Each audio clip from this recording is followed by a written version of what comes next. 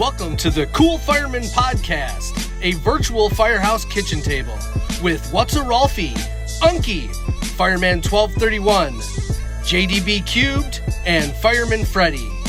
Let's get to the show. Hey guys, welcome back to the Cool Fireman Podcast. As you can see, we are all sporting our new Cool Fireman Podcast Taylor's 10 front helmet shield from Taylor's 10s. Quality aluminum stuff. You guys need to get one of these. Like $38 shipped to your door, and $5 from each purchase goes to the First Responders Children's Foundation. Do a lot of great work for the children of first responders who are injured or killed in the line of duty. And also, for every 10 you buy, every person, no matter how many you buy, we're going to enter you into a raffle or a drawing, and we're going to randomly pull somebody out on a future episode after we tally up, who all bought them. And we're going to let you pick a 10 of your choice, and we're going to cover the cost of it. Custom made, however you want it. We'll also have you on the podcast to talk about it. So that, y'all buy one. Support a great charity in the process, okay? Yeah. First things first. Last couple of weeks, I know we forgot to do this, and we've had several since then, but we need to definitely observe a moment of silence for our fallen brothers and sisters worldwide, because there's been several. So if you guys don't mind, we'll observe that now.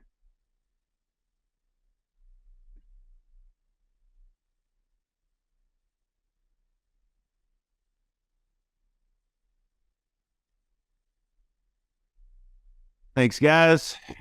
All rest easy. Did y'all notice Freddie's haircut? Finally, That's Freddie's in it. Let's see it, Fred. Let's see it, Fred. Let's see it. Oh, come on. Whoa. Look at that.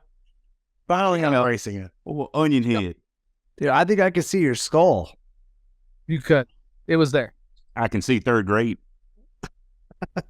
For everybody that's not watching, Freddie's got a big head. A big. It was a 4-head. Now it's like a 6-head. Yeah, you got a lot of. You can sell real estate on that thing. I'll be right back. My vacuum's coming in here. Hold on. You have to pay a little bit more money for the First Responders Children's Foundation. Yeah, there you go. Everybody go out and get your 10. $30, $8 with the shipping. Man, $5 per 10 per helmet shield goes to First Responder Children's Foundation. We're going to have them back on the podcast, or we're going to have them on the podcast. Go out and get them. And also, while Doug is getting rid of his vacuum, I got him. Subscribe. Everybody, let's get our numbers up. We're doing really good.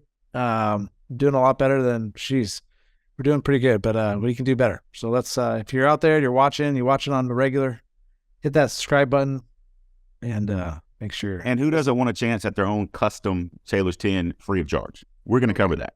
We're covering it. They also got some great, cool little cards you put in your helmets. I got the Uno one. A couple of the guys here, they got their own different ones. Yeah. They just came out with a catalog for awards, and it looked pretty nice.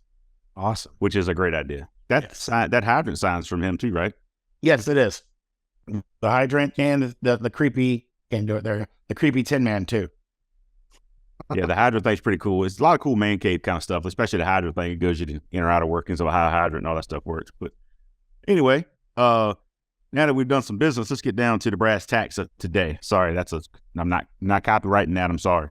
Please forgive me. Is that the Rush guy? What's his name? Brass tacks? Whatever. You know what I'm talking about. Today, seeing as how I just got back off vacation yesterday, we're going to talk about what we do in our free time, kind of go off of the work thing for a little bit, and what we do in our free time, hobbies, interest, things we do to enjoy our free time. And obviously one of the perks of working in this job is the schedule, because we have a lot of off time. So, I took a couple of days off and ended up with like 18 days off by taking, I think, 3 or 4 days off, whatever it was. What do we do in our free time? Well, I just got back from vacation. We're Disney people. We've talked about that before a few times.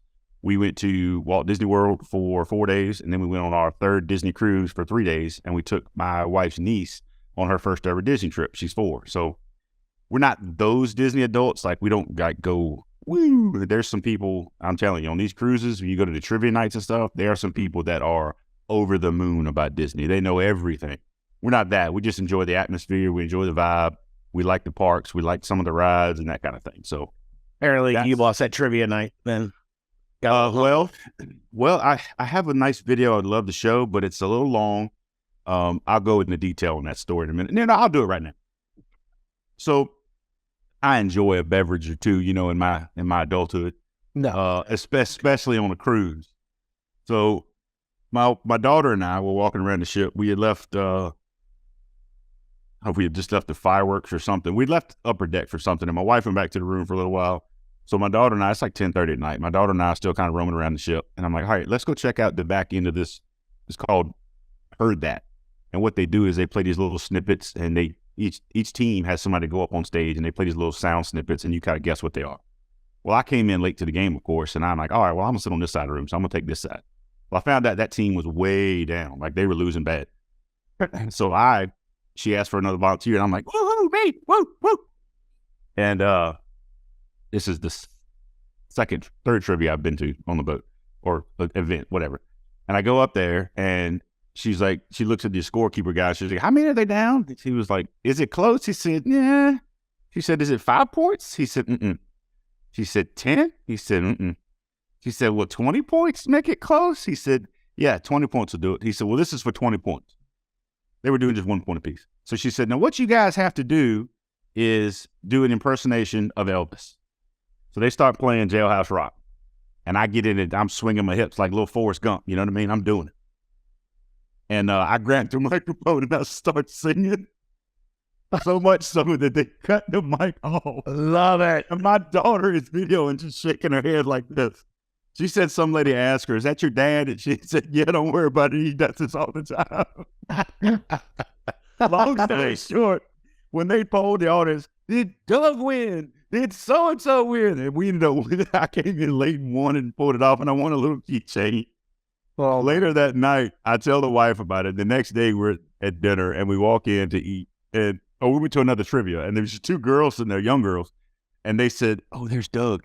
And my wife was like, do you know them? I was like, who the hell? I don't know. Who are they? She said, they must have been at your trivia night. you should have worn like a shirt with your TikTok handle on it or something. I wish. Yeah. I cut loose on the cruises, man. I have a good time. We did the one the previous, the first night we were on the boat. It was the same thing, Heard That, but it was with a different host. And I went up first, and the second, I go sit down. Then the second guy goes to do his thing, and it looks, and this guy reminded me of a skinnier Zach Galifianakis in Hangover. Hit long hair, big old beard. I'm like, let's go, Bad Jesus. And everybody went nuts except my wife. She's just shaking her head like, Douglas, I cannot take you anywhere. Well, did the guy get the reference? Did the guy get that reference? Okay. The next day, the girl that was hosting, this Disney cast member, we're passing each other. Like, I'm going up to the upper deck where the adult section is. She's coming down to go to the pool or something. And she's like, oh, hey, Fat Jesus. I was like, oh, my God. She said, Douglas, I have been laughing. She said, Doug, because I introduced myself as Doug. She remembered my name. And she said, I have been laughing and telling people about that all day. So nice. I let loose and have a good time. It's just what we do in the adult sections of the boat. Yeah, I can see you up there in your dolphin shorts dancing like Elvis. There. Oh, I didn't have dolphin shorts on, but I did have a Columbia shirt and some khakis on. I might have to got a video for that video. I've got a video. I'll share it with y'all. All right, good. You better. I can't wait. Anyway, that's one of the things I enjoy doing. So why don't y'all take over for a minute? All right, Freddie, why don't you go?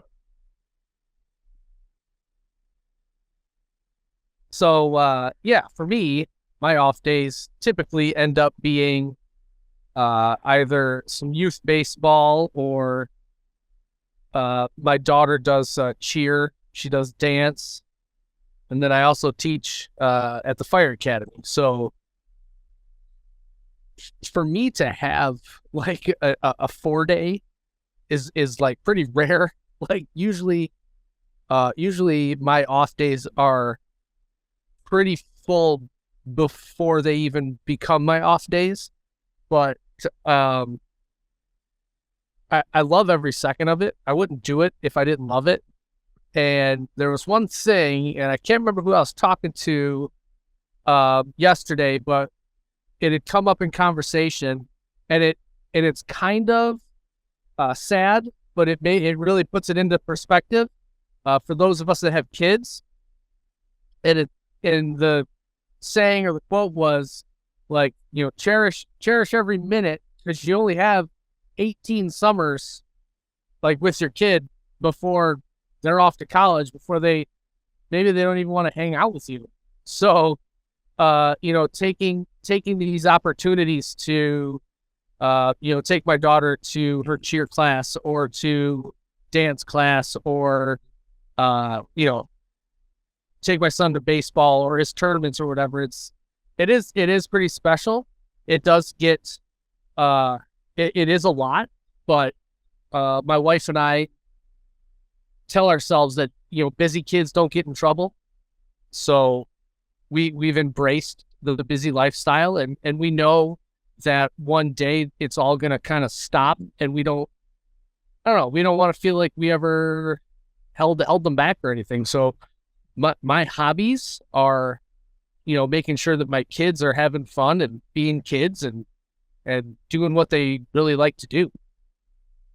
Yeah, I think you nailed it. Yeah, I think you nailed it with the busy kids don't get in trouble. Busy, constructive kids, you're right. They don't go down that path, and they don't hang around kids who do those things. They hang around kids that are like them and have those kind of goals and stuff for their kids. I just read something a few minutes ago that said something about, in 20 years, nobody's going to remember the day you worked, but the kid is going to remember the day you didn't show up to something because you did something else. Matt, you got a ball kid, right? You do. Yep. My 9-year-old, almost 10, is playing. He's played baseball year round for the last 3 or 4 years. So I'm like Freddie, but I think there's a statistic out there, Fred, that says, and don't quote me, I'll paraphrase, but it's like something like 70 to 80% of the time you spend with your kid in your lifetime is all happens before they turn 18. Something like that, 18 or 16. Like 80% of the time you spend with your child is before they turn 18, because once they turn 18, they gone, and you don't see them. So, they want to go off to college. They want to be with their friends, their girlfriends. I'll go a little farther than that. It's 16 almost, because when mine got his driver's license, his whole life changed. Yeah. Especially he had a steady girlfriend for probably a year and a half at that point. So, now that he can drive, he's always out with her and going places and doing stuff. So, I mean, you can even reduce it to 16 in some cases. Yeah. I just got back to work, boys. I just had my third shift yesterday, and I'm not used to not sleeping at night. So my day. So I worked Friday on Cinco de Mayo. It was a Friday. It was Cinco de Mayo, and it was SoCal.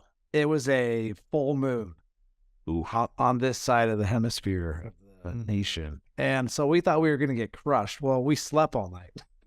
Oh my gosh. But our neighboring station number 2 got crushed, up all night, full rest, all that good stuff. But my next 2 shifts, so I worked Friday, so Sunday night and last night, which was about Tuesday night. Today's Wednesday.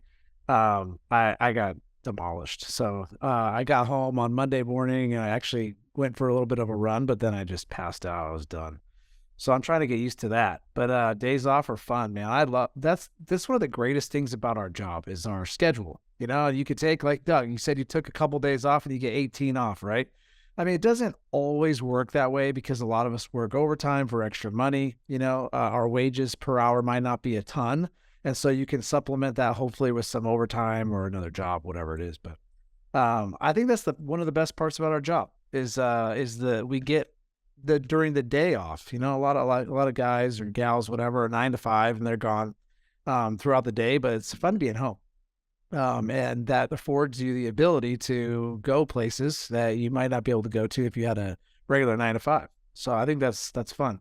But I try to play on sports teams as much as I can. I try to play on like a men's softball, kind of like a beer league. Just go out and have fun. Keep the camaraderie, the team. I've always played on a team since I was 4 years old. Baseball, soccer, whatever, basketball. And so I try to keep that in my life. I think that's important. The fire service is entrenched in tradition. One of them is the Fireman Olympics. In fact, they can't call them the Fireman Olympics anymore. The Olympics came down and gave them a cease and desist order on the name. Exactly. Fred's shaking his head, right? It's all political BS-ery. Some firemen trying to have some fun. Yes-ery. And now we got to call it. Now it's called the Fireman Games. They can't call it the Fireman Olympics anymore. And then they also have the police and fire games where we play against the police officers. That sounds cooler anyway. Dude, oh yeah, the firefighter games. I know, I dig it. But they got everything. They got from track and field to soccer, basketball, hockey, golf. I mean, it's cornhole, a bunch of good stuff. Stay fit. Like I said, I got home. I had only had like 3.5 hours of sleep, and I go for a 3-mile run, and then I pass out. So I like to stay fit during my days off, and especially now. So yeah, you were trying to say something. I mowed you over. What do you do, Unc? Wait, let me guess. You make a couple seasonings every day. I have a small seasoning business that I do on the side, it's a small one. That's what she said. So yeah, I do that. Yeah, look at that. No. Yeah, I do, because it's not as big as Doug's department. No, definitely is not as big as Doug's department at all. Absolutely not. Yes, or old as their antique engine. Nothing is. Right. So yeah, I'd run a little. I run a little seasoning business on the side with all my spare time. Yeah, you say shift work is fantastic. There's nothing like going to Walmart at 7:00 in the morning on a Wednesday and nobody there. It's better than beating all that traffic and some of the weekends. But yeah, I do that. My 11-year-old son, he's into his youth baseball league. So he plays spring one and a fall one baseball. So we're doing that. He loves doing that. Right now, it's just while I get my breaks. I'm on it. This is my last day of my 8-day break. Every day, it's either been the baseball game, packing, some kind of paperwork, trying to run the business. I'm in the process of moving, and within a couple months, hopefully July, I got a set of twin girls coming. So I got plenty. And did I say we're moving this month? So I got plenty to keep me busy. As my therapist tells me, she's like, you got to do some self-care. So that's kind of like hanging out with y'all is my little self-care. So that's pretty much care. Yeah. Self-care is not selfish. That's true. You're welcome. And with my self-care, I like to stay busy. So, and I'm always doing something that helps me out. But yeah, that's pretty much about it. Just like y'all, trying to be the dad of the family, trying to make sure everybody gets where they're going. They got the tools that they need to do whatever task they want to do and support them. So, yeah. You know what was the craziest part of me being off for 6.5 months was, I don't know if you guys feel the same way, but all of us have kids, and so it's like you don't feel part of the routine at home, right? Because for me, I get home around 9, and so the kids have to be at school at 7:30.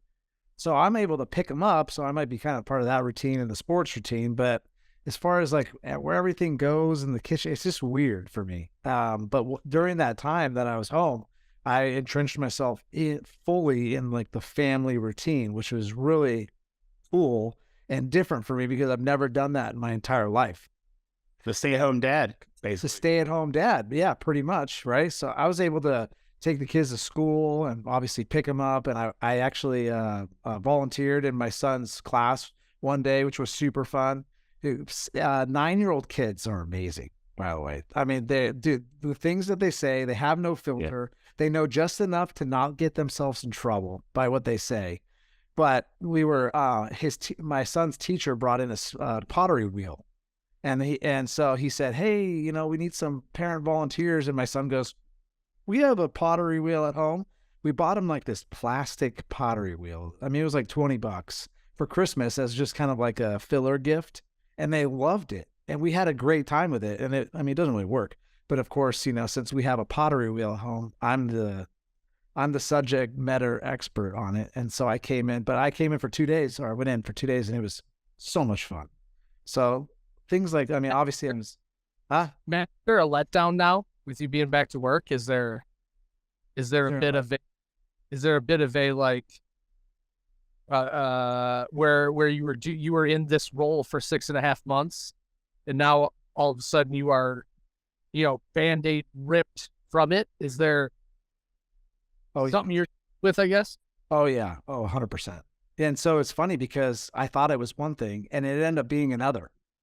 And so I thought it was more of the role that I was filling when I was home for the 6.5 months as the helper and the being able to cook dinners more and blah, blah, blah, right? But it actually ended up being, my wife's like, well, yeah, that was all great, but I'm just going to miss you being around every day. And I was like, oh, shit. Yeah, like, geez.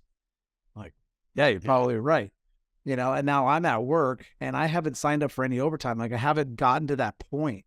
I haven't gotten to that point where I want to work an extra shift because I'm used to being home no shifts, so it's been really cool or interesting, not cool, just because, now I'm away from my family more than I have in the last 6.5 months. So that makes it definitely more difficult. So I don't think That's one thing. More than like 2 weeks off at a time. Wow. It's hard.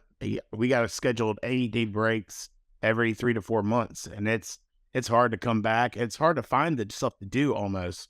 But a lot of people don't talk about, missing home, not being there a lot in the beginning of people's careers.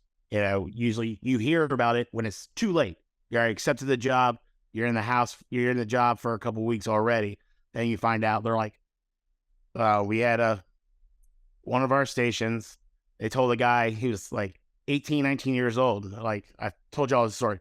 Y'all do it. Do you drink? No. You'll start drinking it. Do you do any kind of nicotine? You'll start doing that. You got a girlfriend, married? He's like, I'm about to get married. He says, you'll be divorced.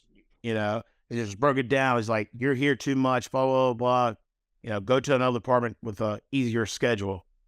But yeah, it's so much. My wife hates it when she asks me, how do you like this over here? Or how do you want to do this room? And my response is, whatever you want. I just stay here. I don't live here. I stay here. You're the one that's always, you have to see it every day. I don't. And that's hard, especially with raising kids and everything. Yeah. And I'll say one thing to piggyback off that is, to be honest, like, I was off for the 6.5 months, I've already told you. And so I was home every day, home every night. And my wife, she has her own little circle of women that she hangs out with, right? And they always say, I don't know how you do it with your husband being gone so much. And she's just like, I just do it. And it's actually not that bad. It's actually, I prefer it this way, right? But now that I've been now that she's got a taste of what it's like for me being home for 6.5 months, she's like, holy shit, like that's the way that I thought before you went out. And now is completely different. And I'm like, oh my gosh. And then to add one more piece of that, you said, well, do you have a girlfriend or a wife? Well, you're going to be divorced. And I'm no therapist, and nor do I see a therapist often enough. But being home 24/7, 365 was more difficult on our relationship than it has been with me being at work. Absolutely. Because we're able to have that space. It's like built-in space. And so when I hear that firefighters get divorced so often, it really kind of blows my mind. Now, obviously, there's a whole different aspect to getting divorced, when you go astray or whatever it might be. But I'm just talking like pure relationship. And my relationship, I mean, I wouldn't say it struggled, but it during the time that I was home, it was harder just because we're just there 24/7. It's like, I see you do this. I see you do that. Why do you do this? Why are you talking so loud? Why? It's like, okay, I need to go to the fire station. And so what I've been telling everybody at work, in fact, I just bumped into my newly promoted deputy chief this morning on my way out of work. And she goes, how's it been? And I go, Chief, I didn't understand how important the fire engine cab therapy was for me until now, because this last 3 shifts I've been at work have been so fun, so phenomenal. Hey, we're talking about this. I talked about stuff that happened on my time off, and it's just like, I almost feel like weights lifted off my shoulder. It's unbelievable. And that's probably what it feels like to go to therapy, which I probably should do. Yeah. But I use my colleagues as therapists, and I think you guys obviously probably do the same. I mean, it's hard to Yeah. to be in a cab of an engine with your headphones on and not sit there and just bullshit and have the greatest time of your life. I mean, it's unbelievable. Yeah, there's a lot of aspects of the being a firefighter, the ups and downs, and people just gotta navigate through them and find them and use them to the best of your advantage.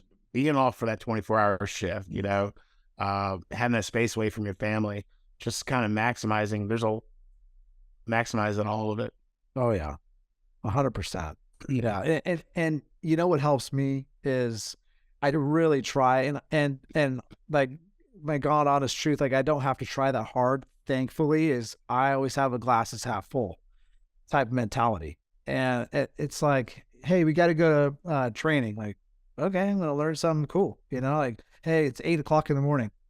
Well, I'll do my workout in the afternoon. Like, what I mean? It's just like, figure it out, man. And I know we talked about this in the leadership episode. It's like, but I really truly mean it. So just go with the flow. It makes your life so much easier.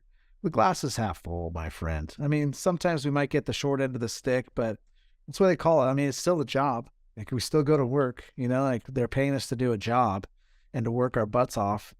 So anyways, I've been talking too much this episode. Jeez. No, what are the rules of the game so I know how to play? That's all I need to know. Just coast on by. Yeah. Yeah.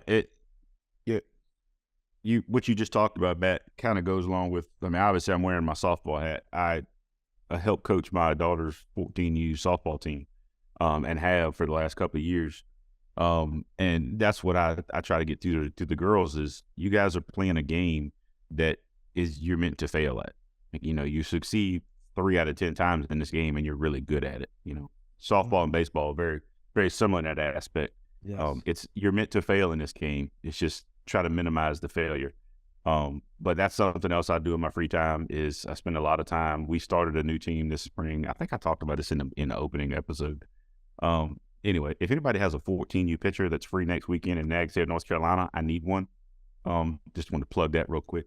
But I spend a lot of time with that. School ball is going on right now. My daughter does virtual schooling, so she doesn't play school ball. Well, she didn't this year. She could have if she wanted to. But all the rest of my girls play school ball.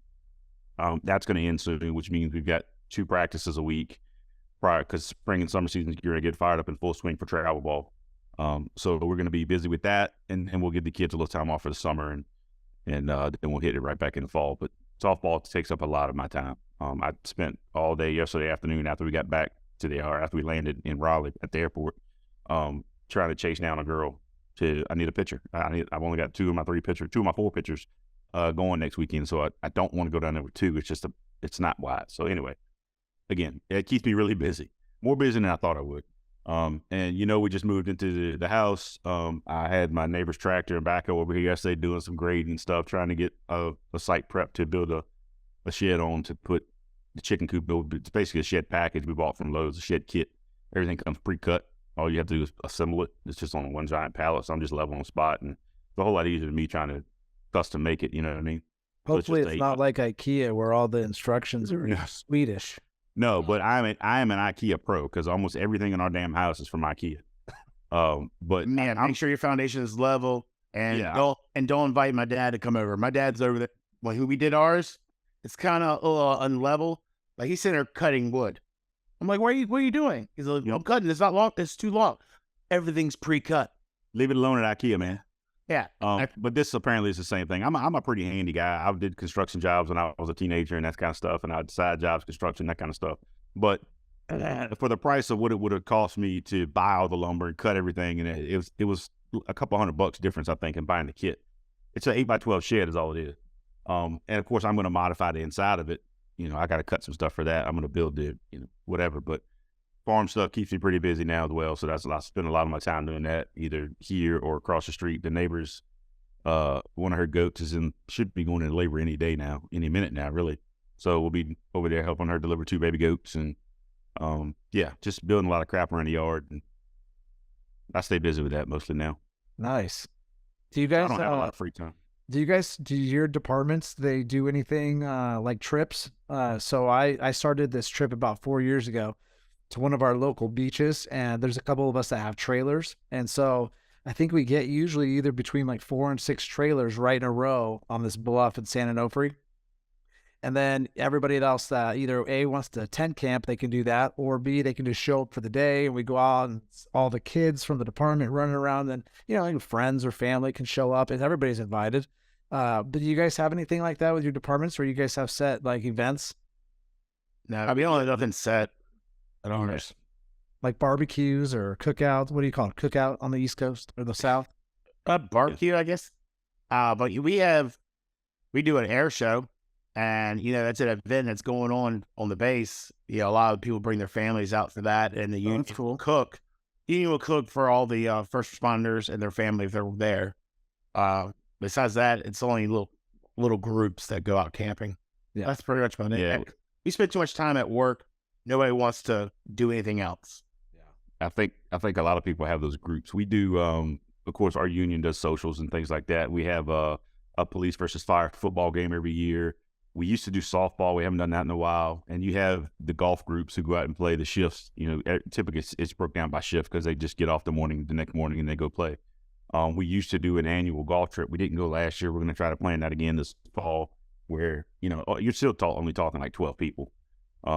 Well, somebody's got to work. Somebody's got to cover the shifts. A lot of you are trading time off, but I try to play some golf when I can. But again, the new house and everything, that's really slowed that down, and the softball.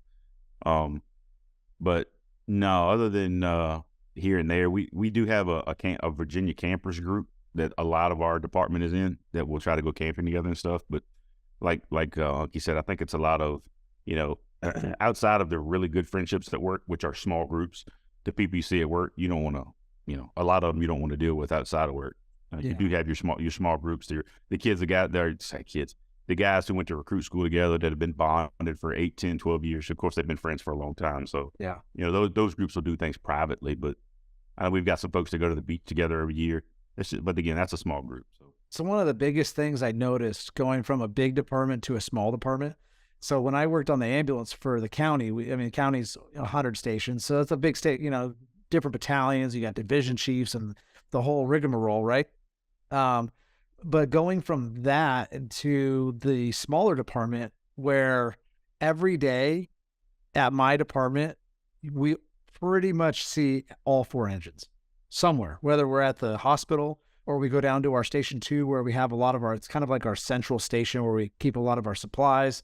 We have a fuel station there, so people are getting fuel, especially if you work at that station, you're definitely seeing all 4 stations, and you're seeing the chief that's on duty. You might even see the fire chief, depending on if you go downtown or not, right? Whereas with the big department, it was more crew-based. And so they would have crew-based holiday parties, right? Whatever it was if it was Christmas or whatever.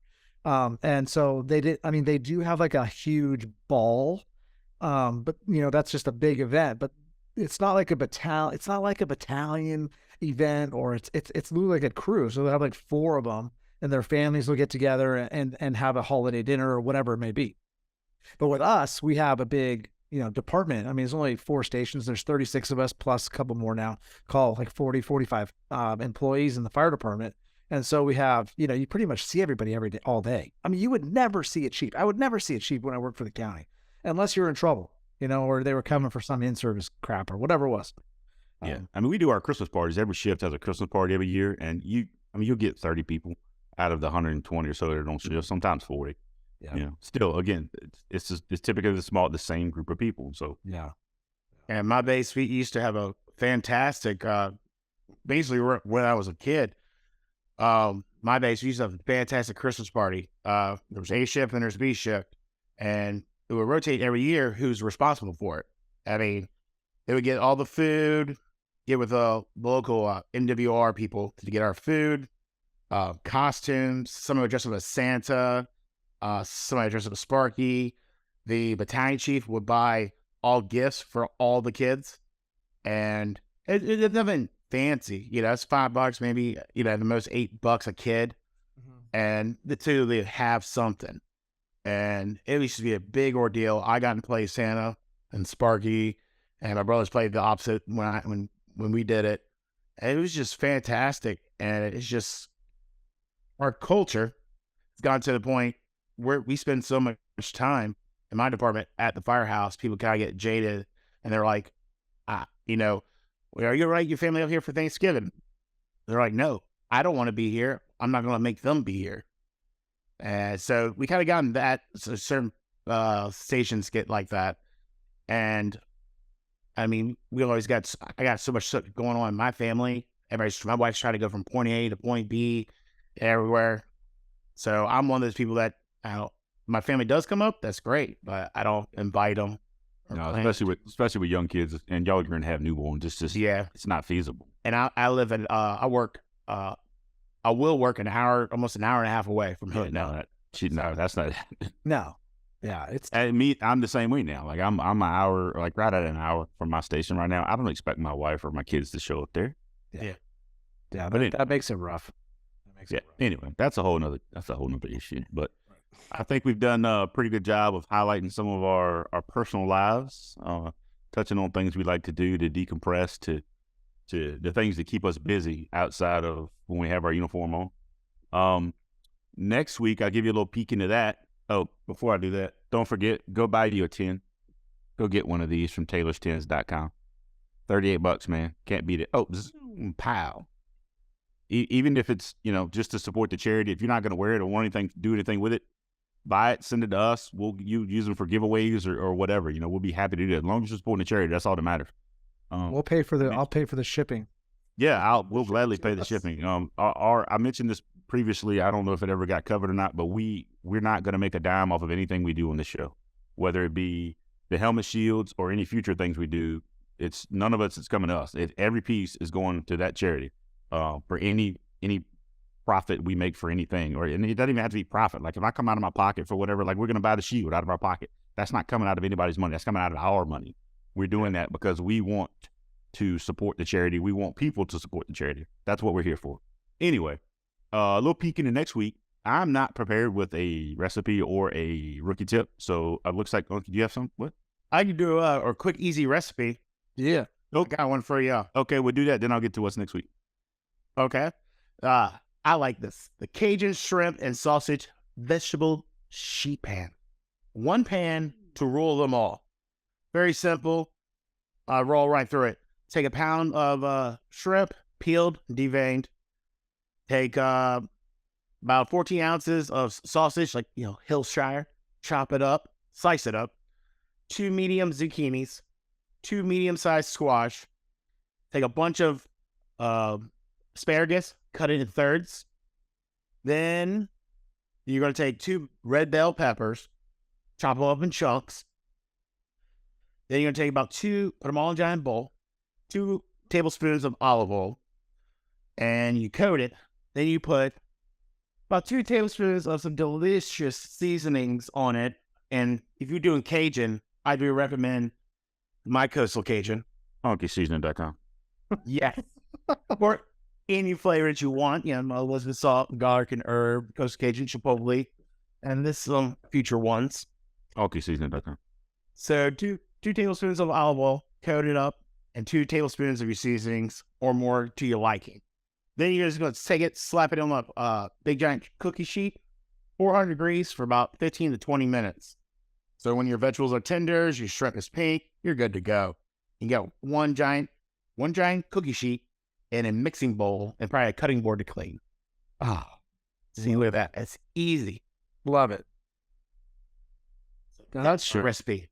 Yeah, I'm just looking back to make sure I say this correctly. I think it's going to be the CEO of the First Responder Children's. Yeah, the First Responders Children's Foundation. I kept wanting to say national in there somewhere.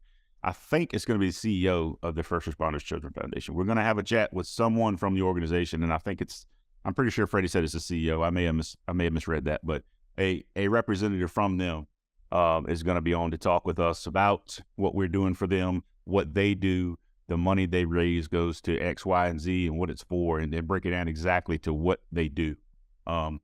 Good stuff. Excited for that. And we've also got another representative from my department will be coming on pretty soon, and we're going to talk about some EV stuff. EVs are big in the news right now, especially in New York City, catching apartment buildings on fire, and everybody's battling these EV fires right now because electric vehicles are everywhere, and not just cars. It's a lot of scooters, drill batteries. I mean, you name it. But I'm going to bring in someone with what I consider a subject matter expert one of our battalion chiefs, who has been heading up some stuff for our department, trying to get us ahead of the curve. Because I know overseas we're seeing a lot of this stuff and they're kind of way ahead of it, but we're kind of behind the 8 ball and we need to get abreast of that. So it's a big deal. I know y'all probably see a lot more of it than I do, Matt, out there in your granola eating hippies out there in California. But that's coming up pretty soon. So that's going to be a good topic. I know he's passionate about this stuff because it's a big deal. Yeah. So that's all we got for this week. Fantastic. Unless y'all got anything else, go buy 10, like and subscribe to us, drive this stuff, get it out there. The more people like and subscribe, the more people are going to see it, and the more people are going to see that, and the more people are going to buy that. And again, every 10 purchased will get you an entry into a raffle, and we're going to give away a custom, however you want it designed. Get with Taylor, you can get whatever you want. We don't care what it costs. We'll get it done for you, and it'll be coming to you, and we'll have you on the show, and we'll talk to you. Other than that, I got some more. I got to go to Lowe's, pick up some OSB. I got to get to work. Unfortunately, shift change. See you boys next week. We're just people helping people. People helping people. Love y'all. Adios. Bye. Before you leave, hit that subscribe button, turn on notifications, and give these firemen a huge thumbs up. Also, make sure you check out thecoolfireman.com for more. Thanks!